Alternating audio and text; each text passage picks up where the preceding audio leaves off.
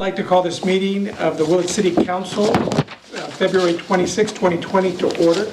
And again, I mentioned earlier, Councilmember Rodriguez will be participating in this meeting via teleconference call from 2252 South Ellis Street in Wichita, Kansas. I'll list a zip 67211, I guess, if that's relevant. And the public shall be given an opportunity to address the legislative body directly from this teleconference location. And just for education, she has to post that it's a public meeting where she's at, that address, and technically anybody off the public could walk in there and say, I'm here for the public meeting. So that's just a quirk in the law that allows a council member to participate from afar. We've had council members participate from hotel rooms. So, all right. Madge, could you lead us in the pledge?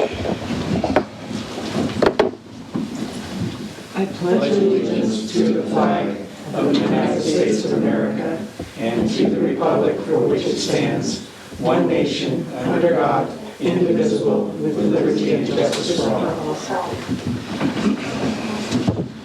Roll call, Kathy. Councilmember Connie? Here. Rodriguez? Present. Strong? Here. Stransky? Yes. Mayor Gonzalez? Here. All right. For those of you that don't know, our longtime Public Works Superintendent, Bill Wilson, passed away on Monday. And at this point, I'd like to take and ask for a moment of silence in his honor. So please join me.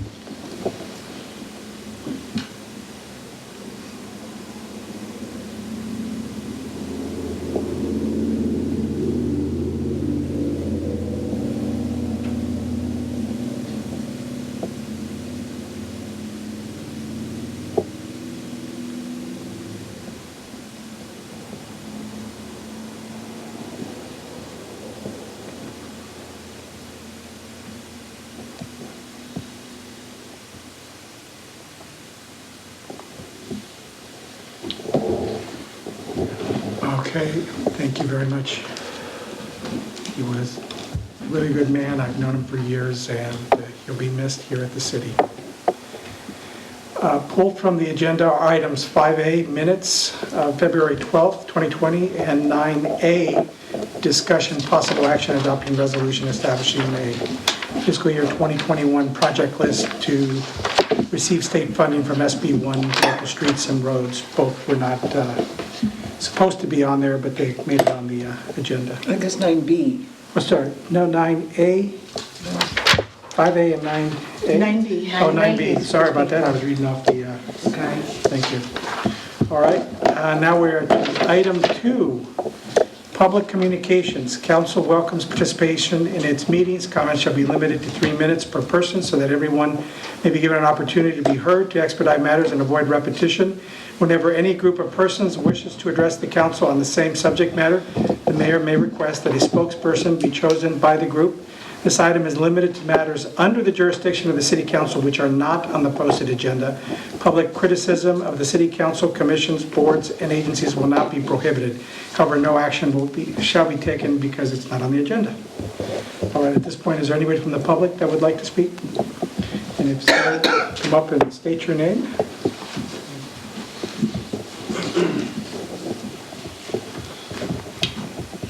Ron Moorhead, representing the Chamber of Commerce here in town. I'm going to try and get through this. I just want to let you know that the Willits Chamber of Commerce sends our condolences to Bill's family, both here in the city, his relatives and friends. I worked with him a great deal, and he will be sorely missed in this town. He did a lot of good things. We had a lot of good fun doing this work that we had to do. And the Chamber of Commerce will miss that man. And I just wanted to let you know that we appreciate your staff, and it hurts when a hole like this opens. Would anybody else like to speak on items not on the agenda? Yeah. My other reading glasses, Freddie Long from Brook Trails. I really appreciated that 2 of the city council members were at the Measure B meeting today, Larry Stranske and Sherry Gonzalez or Mayor Gonzalez? Mayor Gonzalez. Anyway, Emmy Good made a 3-minute, and I happen to have a copy of it here. I was hoping she'd be here tonight. Her 3-minute vision for the hospital, for Willits to be the place for the hospital to exist at the old Howard Hospital. She did present that 2 weeks ago at our council. Oh, she did? Oh, I think she's But it's made fine it. to remind us. Okay, so I don't need to, I was going to give you my copy, but that's not what I'm up here. Can I just give it to You're you? welcome to Okay. Kathy and she'll distribute it. I wrote mine on the back. Okay, I'm wondering if any of you have considered what the economic benefit might be for Willits for the hospital. So many businesses have closed, as you well know. Using the hospital facility could have a significant positive impact on our economy. And I would like that to go into the mix. I know that you guys don't make any decisions about this, but I think you have broad influence on what the decisions will be by Measure B people and the Board of Soups. So thank you for considering the hospital. Would anybody else from the public like to speak on something not on the agenda? Pete Swanton, Willits. Like all of us, I'm quite still reeling from the loss of Bill, and with a lot of interactions with him over the years. And Bill always had a smile, and he's old school work ethic. He would hobble to work. He was always in pain, but he still made it, a priority, his work, and loved to see him with his family at the venues, the concerts, we didn't agree on everything, Bill and I, but he was always respectful of my opinion, and I of his, and he certainly will be missed. But though we didn't agree on everything, we agreed on most, and including the Sharks. But that's another story. And but within the city, I never had any doubt that his heart was in the best place. He really had put his heart and soul into the community, and he believed in it. And his work with Kathy, he and Kathy up at the airport in the last couple of years has been a great breath of fresh air. I can speak on behalf of the aviation community up there. Everybody has been like, wow, this has been great. So they've taken it hard up there also. So anyway, just a shout out to Bill, and don't forget, we appreciate those who take care of our community. So. Thank you, Pete. Would anybody else like to speak?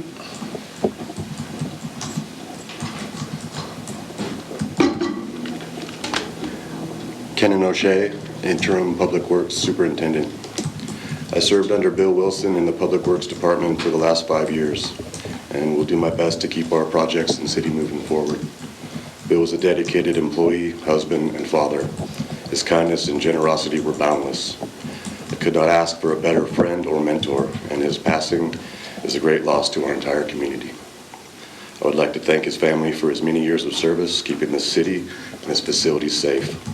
I would also like to thank the mayor and the council for their understanding in these matters while we recover. Thank you.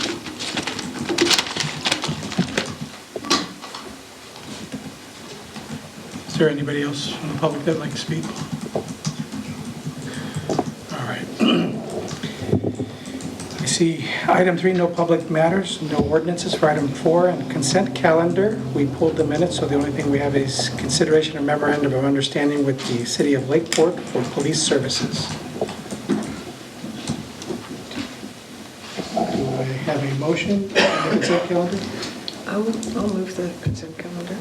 Do I have a second? I'll second it. All right. Would anybody from the public like to speak on to our consent calendar? Okay. Might be good if Stephanie just said a word or two about, I don't know if we want to, but the MOU. Well, Yeah.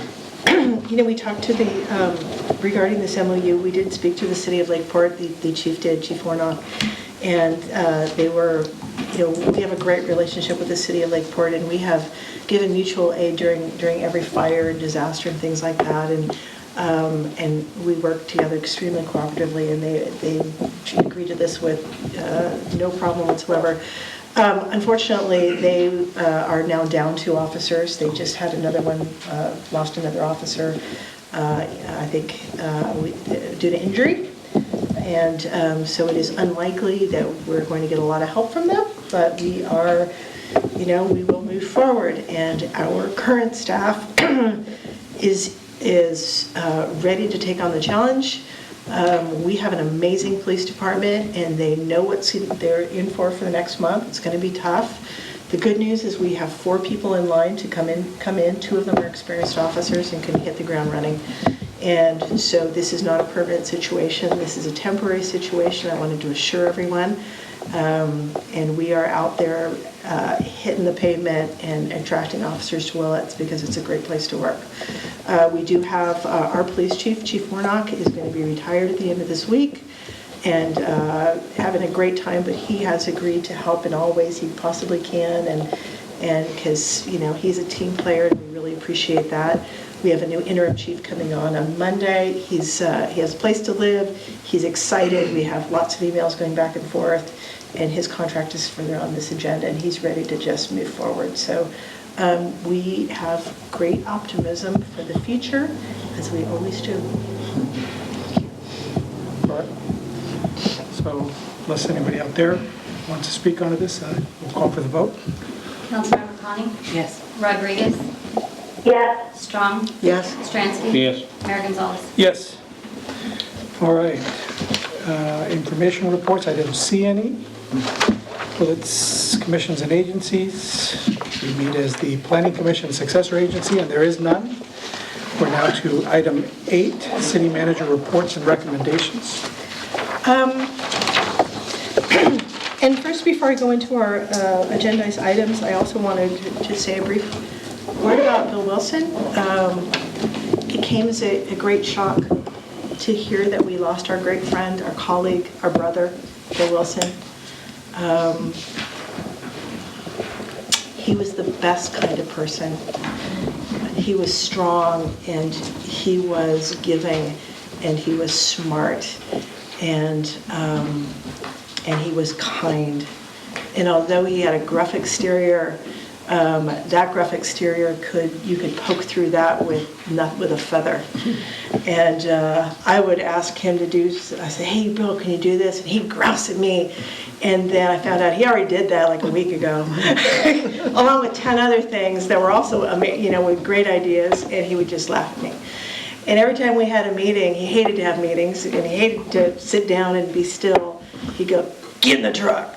So I got in the truck, and he'd take me around, he'd tell me what he was worried about, he'd tell me exactly what trees he wanted to work on, and exactly this or that, because he knew every inch of this city. He cared about everyone so much.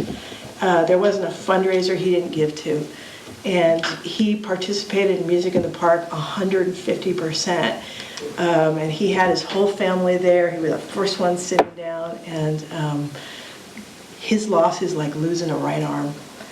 And we are proud of Kenan for stepping up. And, Bill said, Ken's going to take my place someday. We didn't think it was going to be this soon, but I very much appreciate he's going to be great.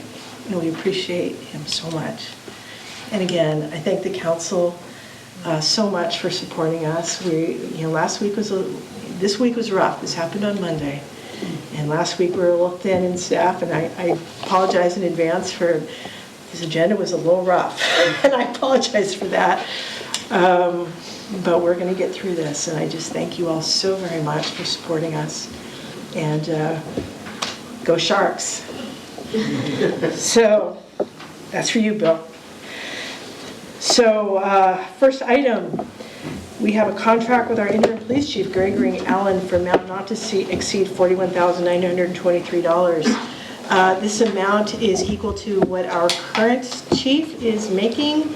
He said he could stay for 2 or 3 months. We hope he would stay longer. But so I put the limit of the contract to 10 pay periods, just because it was easy to add. So I just took 10 pay periods and added his regular rate of our current chief's regular pay rate. That's why it's $41,000. That's 10 pay periods. That's 20 weeks.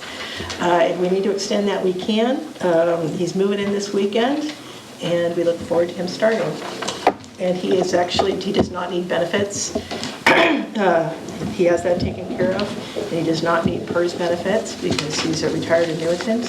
from a different retirement system. So this should be easy going, and he can't wait to start. He's got a great positive attitude, and you all will meet him at the next council meeting. If you deem to approve this contract. All right. Any more than, not all? No, I'm just asking for approval of his contract. I'll move the approval of. Moved by Madge. Do I have a second? Second. Seconded by Larry. Any further discussion? Anybody from the public like to speak on this? And just so you know, it's when a chief retires, you usually get an interim chief as you go out and look for a new chief. So it's a placeholder position, but it's an important position. All right, Kathy? Councilmember Connie? Yes. Rodriguez? yes, Strong? Yes. Stransky? Yes. Mayor Gonzalez? Yes. All right.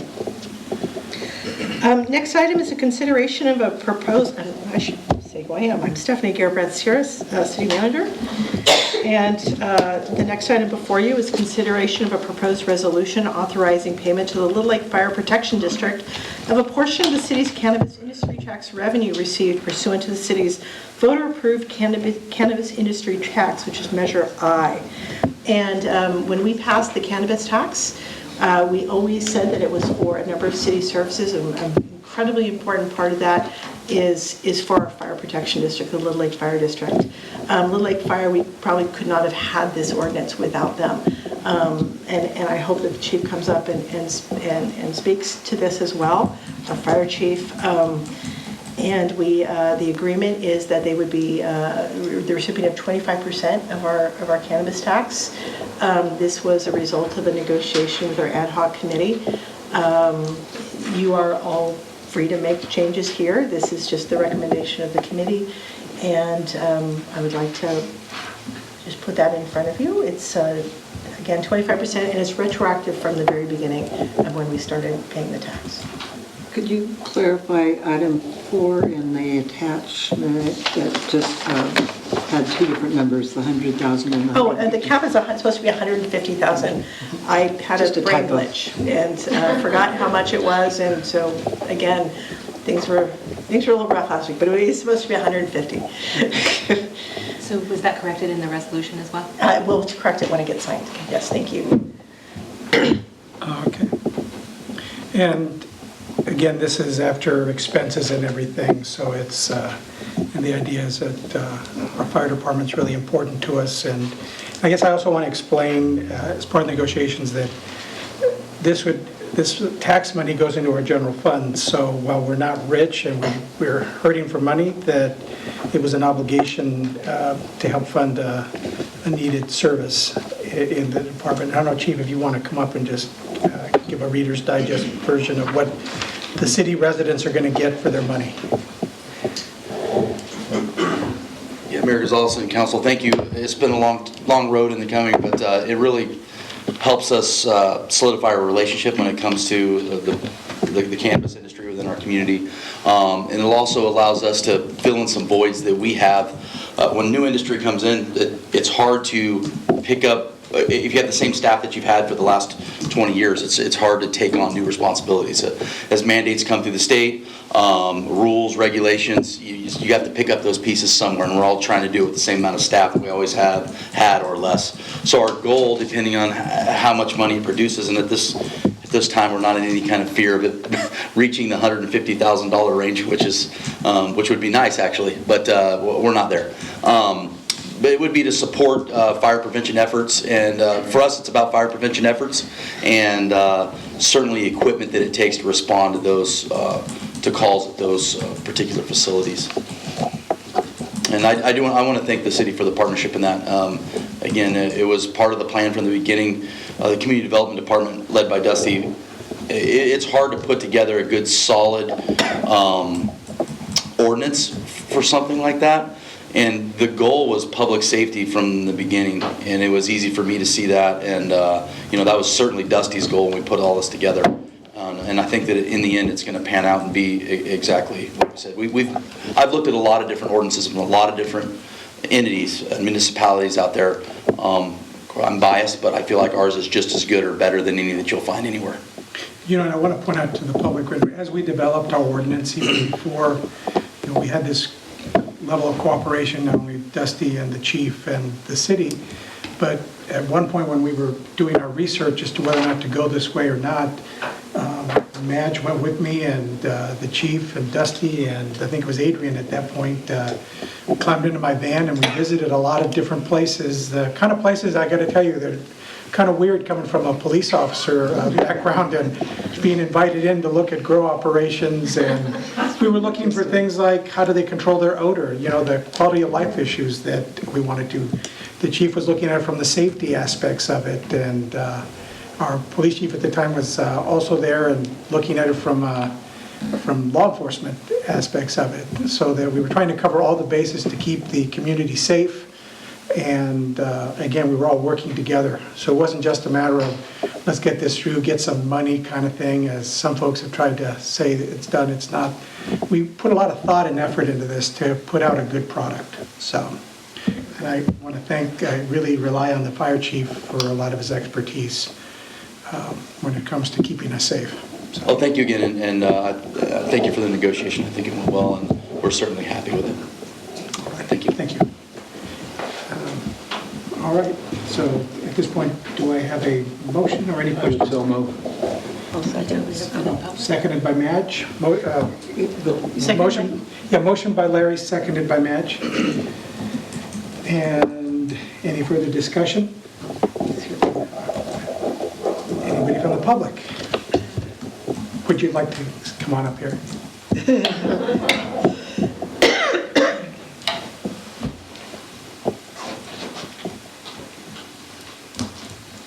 Could you please state your name?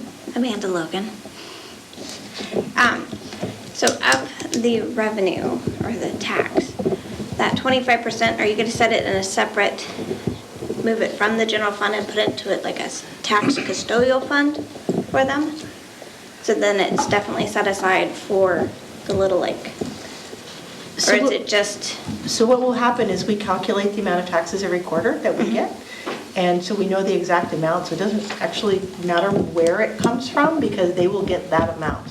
It doesn't, so the calculation is very transparent. We know exactly how much we get and we report how much we get, and they will get a quarter of that after expenses. So will that be moved, that amount be moved into a separate fund No. just for them, or it just stays in the general No, fund? it stays in the general fund and it will be remitted from the general fund. Okay. Yeah, but basically what happens is that it's net after expenses. We have some calculations that we have to do because we also have to kind of build back on some expenses we had with the inception of the ordinance. And then moving forward, it would just be net any expenses we have, including our administrative fees with that. And the chief agreed to that as part of that. Okay, thank you. All right. Anybody else? Okay, bring it back up here for a question. Councilmember Connie? Yes. Rodriguez? Yes. Strong? Yes. Stransky? Yes. Mayor Gonzalez? Yep. Thank you again, everybody. All right. And department recommendations. Oh, sorry.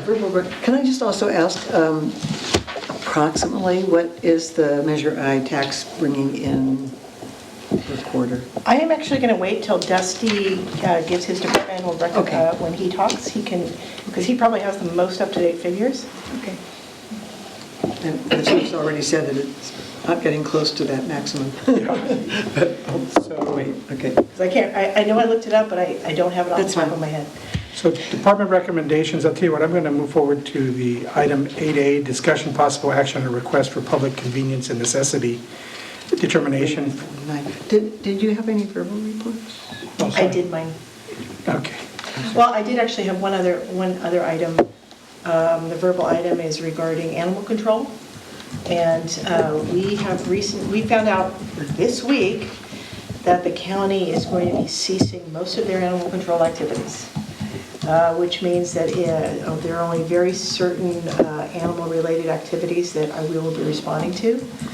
And that is, animal abuse, if someone is bitten, something like that. If people have find stray animals, they are not to bring them to City Hall. You would need to bring them to Ukiah. And as far as we know, we are not going to be serviced by an animal control officer anymore.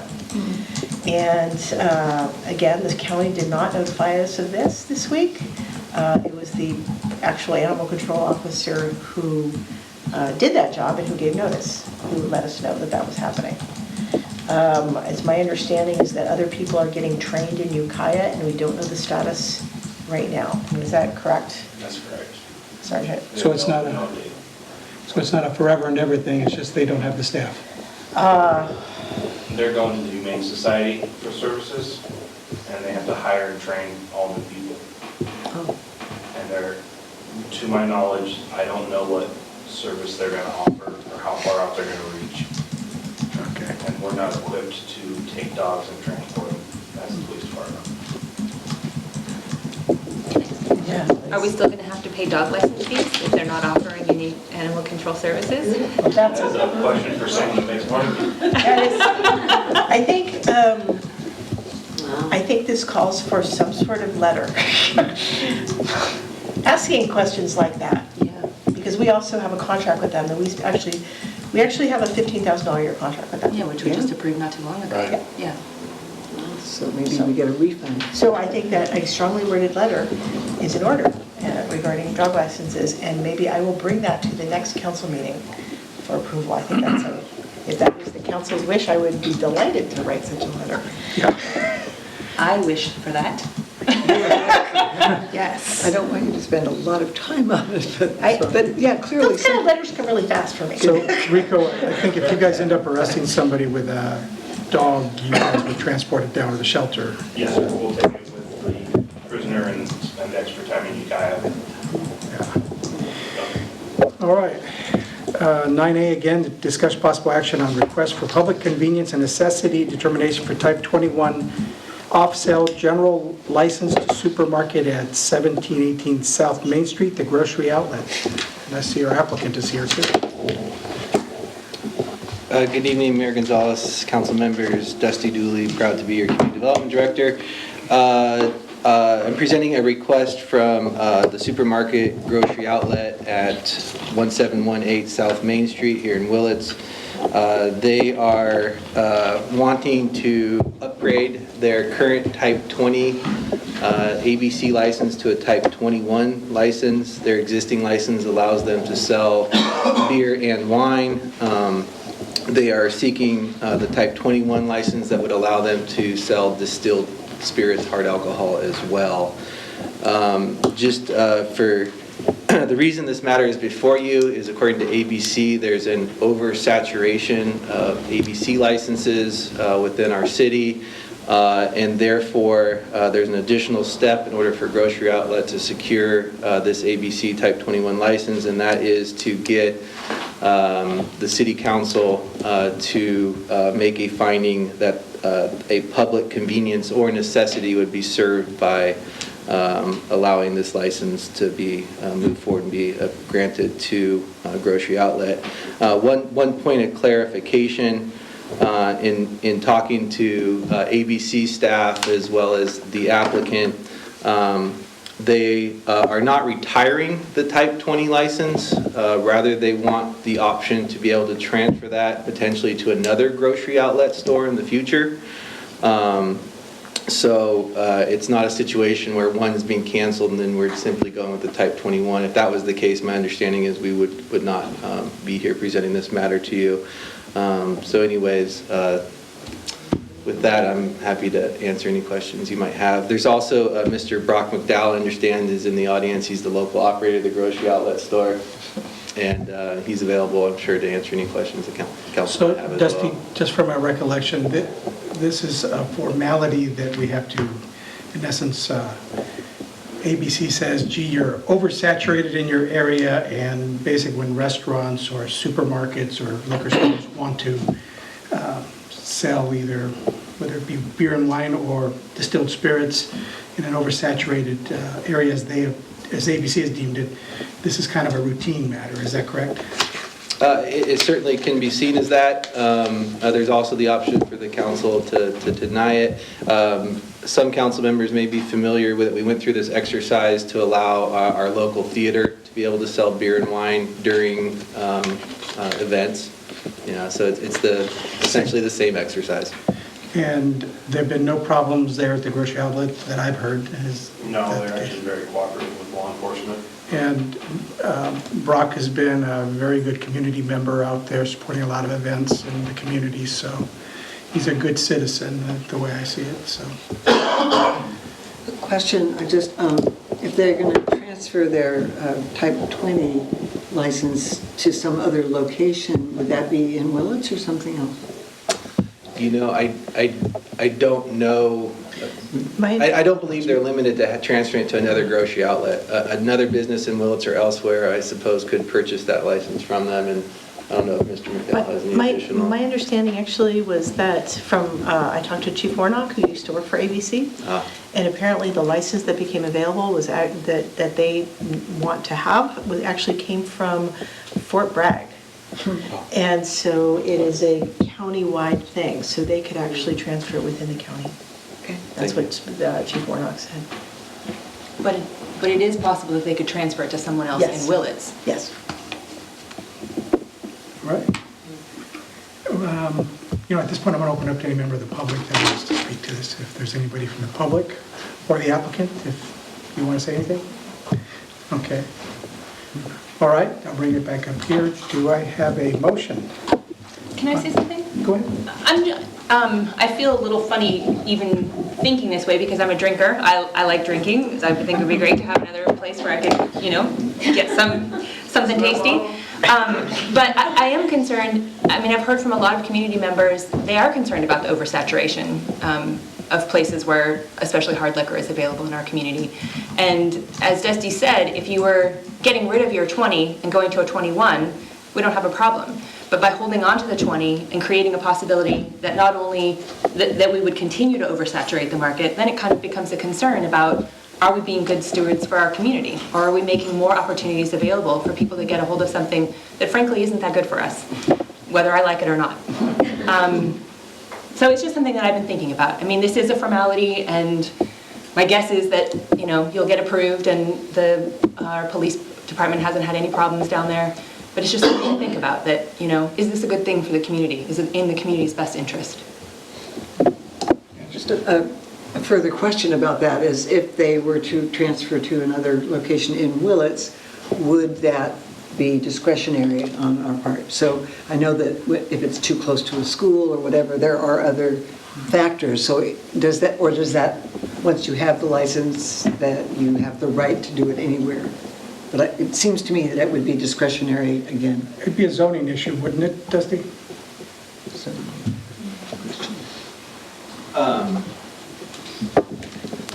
Whenever anyone applies for an ABC license, even if it doesn't rise to the level for the council to have to make a PCN finding, the Community Development Department does have to verify zoning. So you couldn't just get an ABC license in a residential neighborhood or something like that. We do verify zoning with ABC license requests. I do not know the answer as to whether or not, if that type 20 license was transferred to another establishment in Willits, I don't know if that matter would come back before the council or not. I'd have to get clarification from ABC staff. I also, from prior experience, whenever someone applies for an ABC license, whether it's transferred or not, typically department heads in the police department are notified and are allowed to weigh in with ABC. And if you've got a bad actor who wants that license, or it's in a particularly onerous location, I know that at least in other counties of the police department can say, well, we don't think that this is a great idea that this person get it. I don't know if that's the case, but I know that that's been my experience in the past. And we've, in other jurisdictions, I know on a department level, we've convinced ABC not to issue licenses.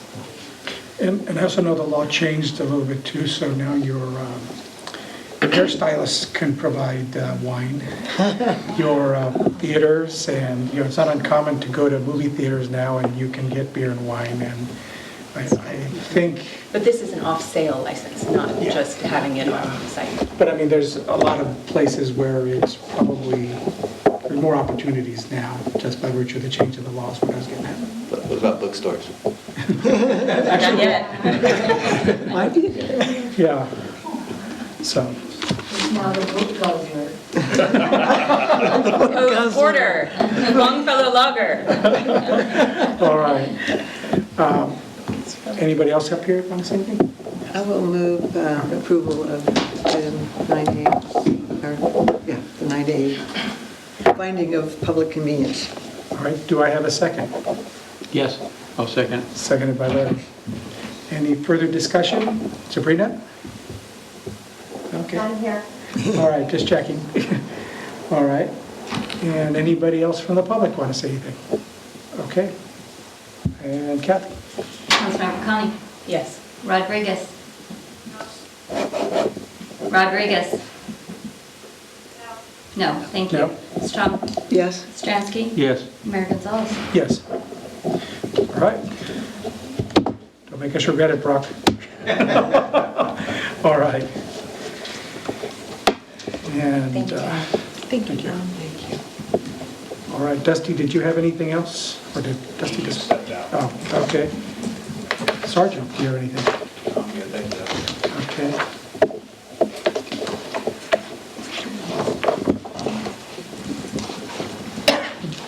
Karen Stevenson, your HR department.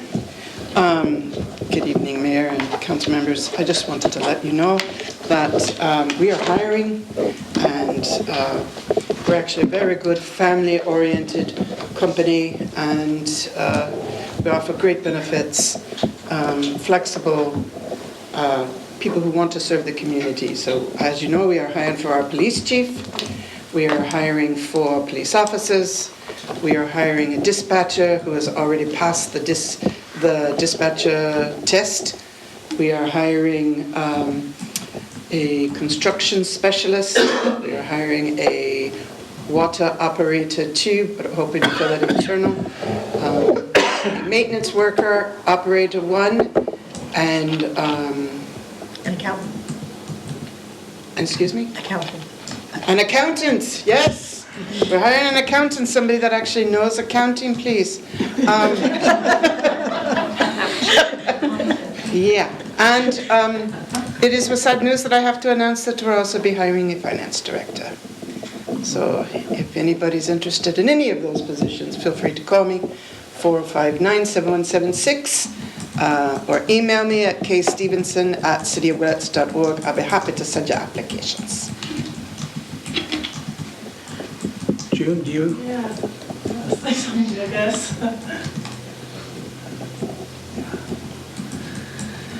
Yeah, finance director for now. It's my pleasure to work with all of you for past year and 4 months.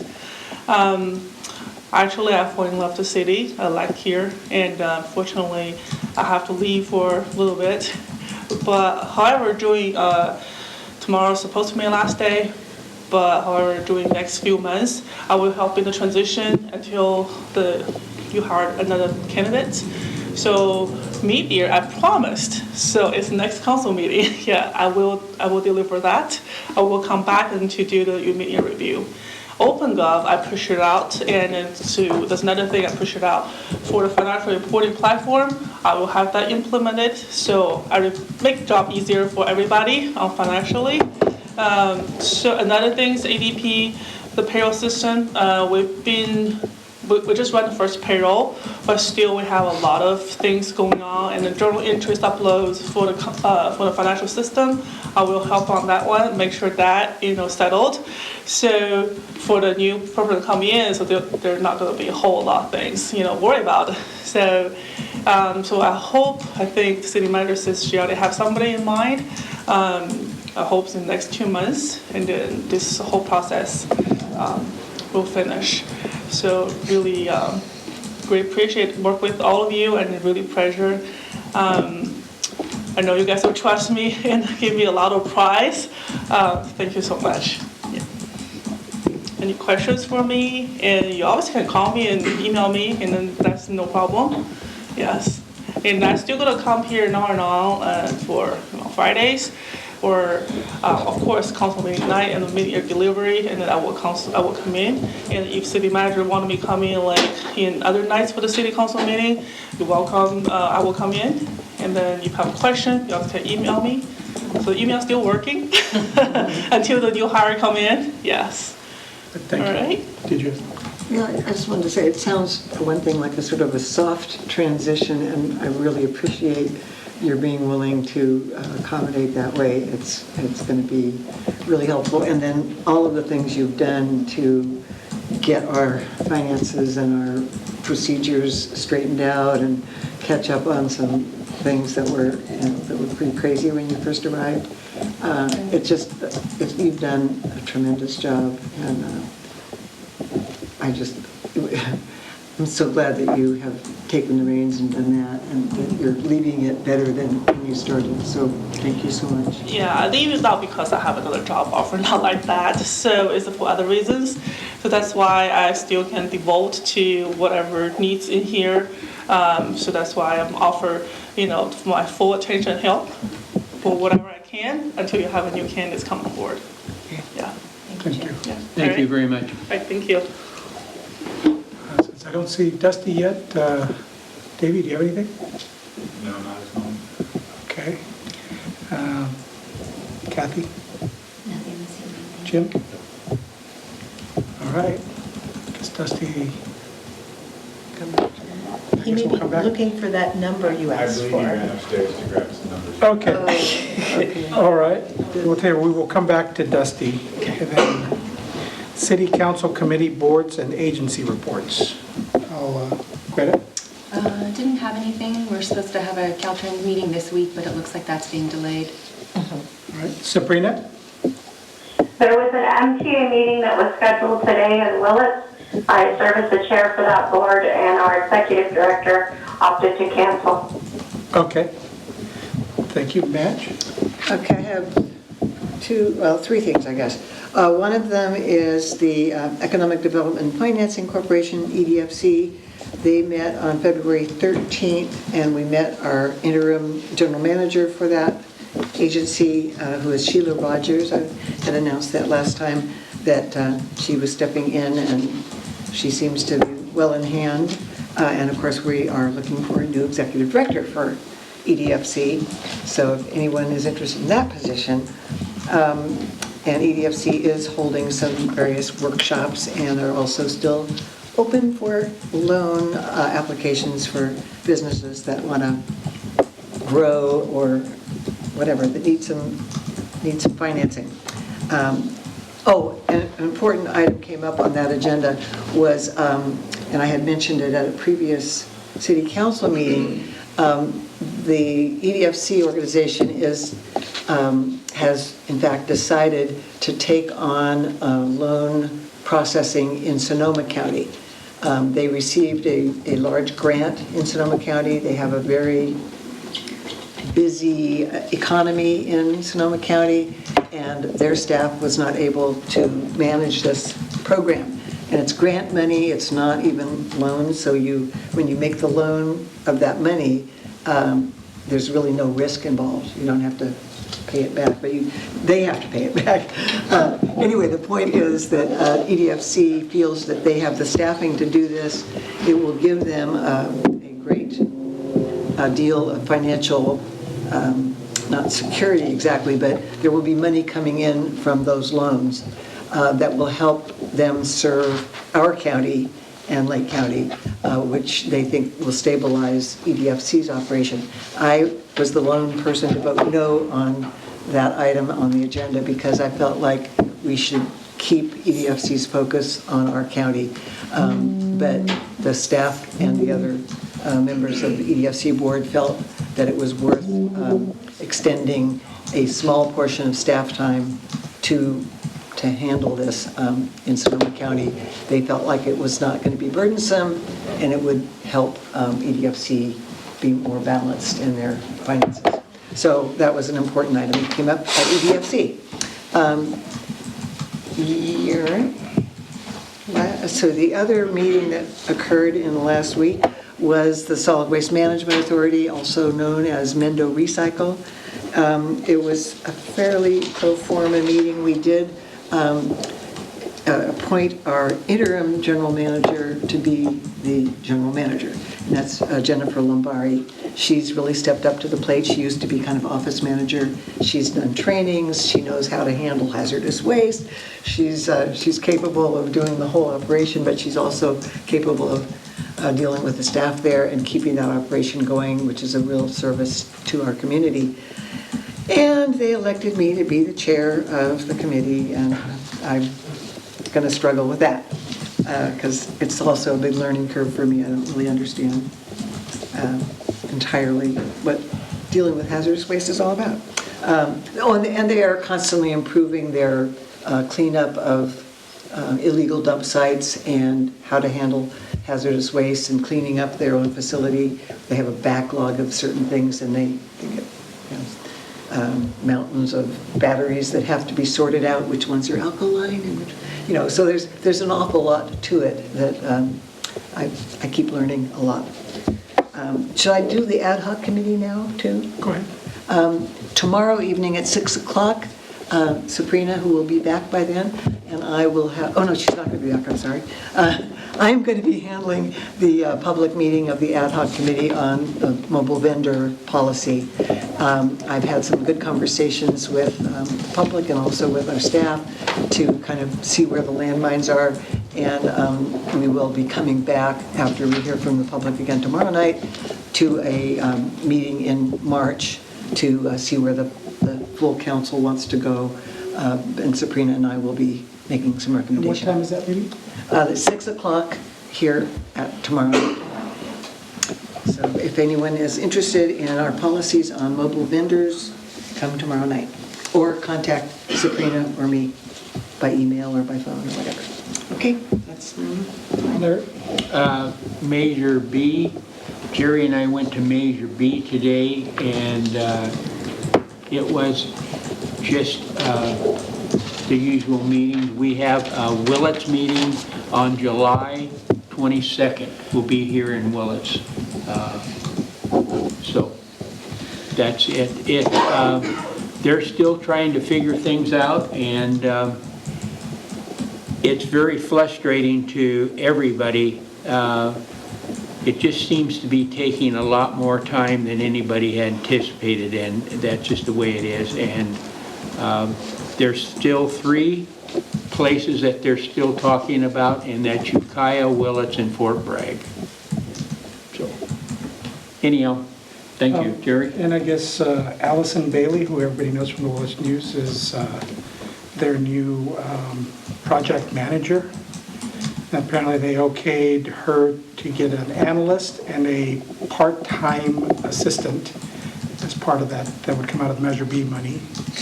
And sounds like she's got a lot of work ahead of her, try and wrangle things. And again, like Larry said, there was a lot of frustration expressed. There's some folks, a contingent from Willits, they're lobbying for Howard Hospital. There's folks from the coast there, and obviously the issue of the Orchard Street facility that they have a grant for, but it's not set in stone. It's just they have a grant. It's just that if they don't end up building there, they have to give back that money. So all of that's still on the table. And again, I want to reiterate that Larry and I have been going to these. Sometimes it's just Larry, sometimes it's just me, sometimes it's the both of us, so that we could get latest and greatest information for the council, because we weren't necessarily getting that till our local papers kind of broke the news that things are heading in one direction, and then apparently it turned out that wasn't the case, or they didn't know what they were doing at that point. And so that's the reason we're going down there. There seems to be a belief that the council as a whole has already made up its mind, but I want to reiterate that we have not seen a project yet presented to this council, so therefore we have not made up our mind, because there is no project for us to make up our mind about. So I just want to put that out there. you want to speak, I'll let you speak. I just want to ask a question of all of you up there. I had the privilege of... Oh, good. Oh, thank you. I had the privilege of going through the hospital with a couple of other people who are very moving and shaking regarding the hospital's possibilities and potential for the needs being answered here at the Mental Health Wellness Center. And I was wondering if anyone up there, if any of you have gone through the hospital. Me and Larry have. Not since it isn't a hospital anymore. I suggest that you all go through it because you have a voice, you're influential, we talk to you, we trust you, and we look to you for guidance when we don't have the next step to make. And so I urge you, I urge you all to, with your companies, with your ideas, with your presence and caring about this community, and I advise you, I just really suggest that everybody sets up some kind of a tour to go through that hospital because it's an amazing opportunity there for our community and for our people here and to bring people in. And I think I said at the last meeting that so often, I work as a chaplain and as a counselor, and so often I'm working with people who I have to send out of Willits to get the attention and the help they need. So what about having it here in a marvelous environment and a place to get wonderful care? Thank you. And the only other thing, you can sit down. The only other thing is that, again, Larry mentioned their meeting here, and they picked a date for Fort Bragg. I believe did they pick a date or were they hiring? Yes, Yeah, they picked have a date. a meeting, and that's in, I think, in May. Yeah, I believe it's at their town hall in Fort Bragg. Yeah. And that was something from the beginning that we spoke about, that why don't you take your show on the road and let the local communities have a chance to speak, because there are a lot of people in these outlying areas that don't get a chance to travel to Ukiah to speak to them. And so, and apparently one of the things they charged Allison with doing is creating some sort of board or chart to explain the process, that what the Measure B group does versus what the Board of Supervisors is empowered to do, because there's some confusion. Some folks show up there expecting that they haven't done X, and it really that lies with the Board of Supervisors, and so there ends up being kind of a finger pointing inadvertently with that. So that's part of the thing. So, all right. Can I say one more short thing or no? Well, how about we move on, okay? That's fine. This was just an informational thing for the council. Thank you. So, all right. Dusty, you're back on.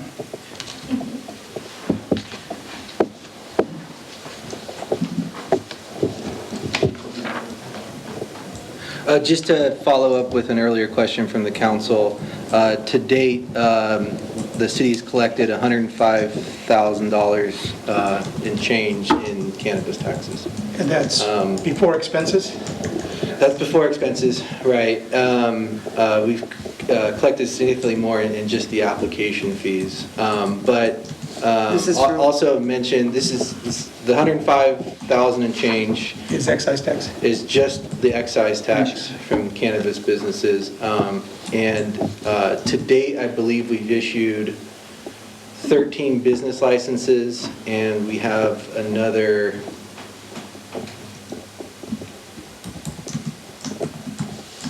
17 or so applicants that have been approved but are still moving through the process. And like I've said many times before, the big holdup for them hasn't been the city. It's typically been construction, and not only the time for construction, but finding qualified folks to help them assist with that. And then we've had businesses that have been delayed because they required significant power upgrades that involve PG&E. But to date, we have 13 businesses that have issued business license and a number of others they'll hopefully be on board soon and paying taxes. And Dusty, again, for the explanation of the public, the application fees, that covers your costs for doing the, whatever you need to do. And same thing, the fire department bills on those application fees too for their initial inspections and things. Is that correct? Correct, Okay, yeah. all right. So you're saying the 13 are actually in operation and they are running business right now? Well, I can say they've received business licenses. Okay. Yeah. But there's 17 more that have gone through your review process, but that aren't? Have not been issued a business license, and again, it's not because staff hasn't finished processing their applications, rather it's other factors that, All right. That's- And that's all. is there anything else, Dusty? not unless the council has other questions for me. Okay. And the only other thing, I do have a quick question for Dusty. Impact fees, are we waiting for that to be on the list of priorities, or is that something your department is already working on? It is one of our goals, Okay. and I think we'll be talking about that at a future meeting, so there'll be an opportunity for the council to discuss that and set it on the priority list for staff. Okay, and I always ask, Vacancy ordinance? Abatement ordinance. Yeah, we're close, it's just, I don't know, I don't have any more excuses, it's, Okay, yeah, but. it's just gonna be a thorn. No, you're good, Okay. no problem. and... I care too. No, not for you. I guess I just want to say I've got LAPCO on Monday, and the big issue there is a detachment. Folks, they call it the Wager detachment, so folks want to secede from the Mendocino Coast Hospital District. So that's on for Monday down at the Board of Supervisors chambers. All right, and while I'm still on it, and Stephanie, you had mentioned that because there was a question regarding our goal setting, that we would be bringing that back in March, right? Yes, either the first meeting or second meeting in March. Okay, just so that for those out there in the public, please watch for that. Did you say first or second? I'm not sure yet.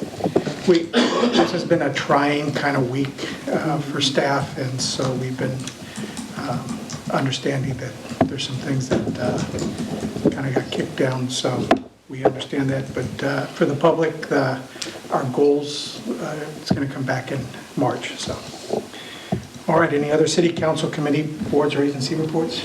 I have just a quick report. I was asked to meet with Olga O'Neill, who is on the Library Advisory Board.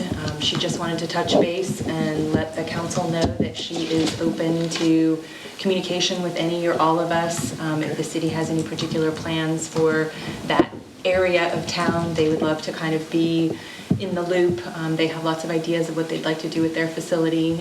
They do have some funds still at the county for use to improve the library. Anyway, they just are a very active group, and they wanted to reach out to the council and let us all know that they're available to answer questions or... You know, you might ask them. In the past, they've come and spoken at one of the meetings just to do an informational thing. Yeah, I encouraged her to do that. She seemed open to it, so maybe that'll come You can forward. just invite her and maybe just get with Stephanie and just have her just come and do a quick presentation. Okay. I think that'd be appropriate. She is our representative, so. Yeah. So, Also want to say Councilmember Kane also spoke with the museum, a person at the museum regarding bringing some art into our city council. And I did meet with that person, and we're kind of excited about getting some art in our council chambers. Oh, great. Appropriate art, so that was very exciting. Thank you. all right. Council member reports and recommendations. Do you have anything, anybody? Sabrina? Yeah, I just wanted to give my apologies for not being at the ad hoc meeting tomorrow. I am attending a funeral out of town, otherwise I would be there. Work went into making sure that the document was typed up and ready for presentation tomorrow, and over 30 people have been notified about the meeting, and we didn't want to reschedule that. So no, I won't be there, and I'm sure Madge will share the information with me, and anybody's welcome to reach out to me through any of the avenues that they've already reached out through. Thank you. All right. Great, anything else? Madge? I'm not sure if this is a report or a good and welfare, but Willits Economic Localization, known as WELL, is going to be planning 4 public forums, all related to things that we can do in our community about climate action. And the first one is going to be in April, will be about solid waste. Well, not just solid waste, it's how to reduce our waste stream, which also reduces our energy use on a number of ways. At the front end and at the back end, we keep reducing our energy by having less waste. Then we're going to have a forum on energy use, home energy primarily, how to reduce your electric bill and your gas usage and all of that. We're going to have another one on food security, how to make us less dependent on imported food and support our local arms, and also carbon sequestration during that process. You can do that. And then the fourth one is going to be on transportation. I was hoping that actually the city might just lend their name as a co-sponsor to the whole series, or just one by one if you're willing to. But the first one is going to be called Waste Not, and we're going to have someone from Solid Waste of Willits. We're going to have someone from the Mendo Recycle, a group called Zero Waste, which deals with all sorts of ways to reduce your waste stream, and from Cold Creek Compost. So it'll be very educational for people to figure out how they can use less garbage and what to do with the garbage that they do produce. Would that require a city council or nods of heads, or what? To just Co-sponsor the first one? Then? Yeah, to lend a co-sponsorship, just to have kind of support. Right now, you could Well, see what the it could consensus wait is. to a future meeting. If you want to agendize it, it could, but I didn't know if it required agenda. It seems Yeah. pretty,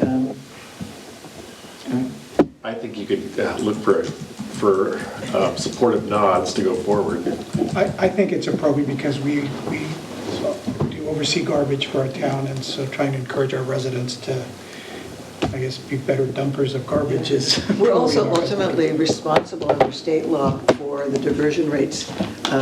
Solid waste management isn't, we are, the city is. So anything we can do to help that process is. I would support it. Okay, sounds like. Yeah. All right, sounds like you have consensus there, so. Thank you. All right. Larry? And at this point, I don't have anything. Can I ask one more thing? I don't know if this is a recommendation. I know that there are a lot of people in the community who are quite concerned about the coronavirus. I know that Mr. Tom Almond posted on social media yesterday about the confirmed case in Humboldt County. And I read this morning that the city of San Francisco, actually their city council passed an emergency resolution recognizing a public health threat.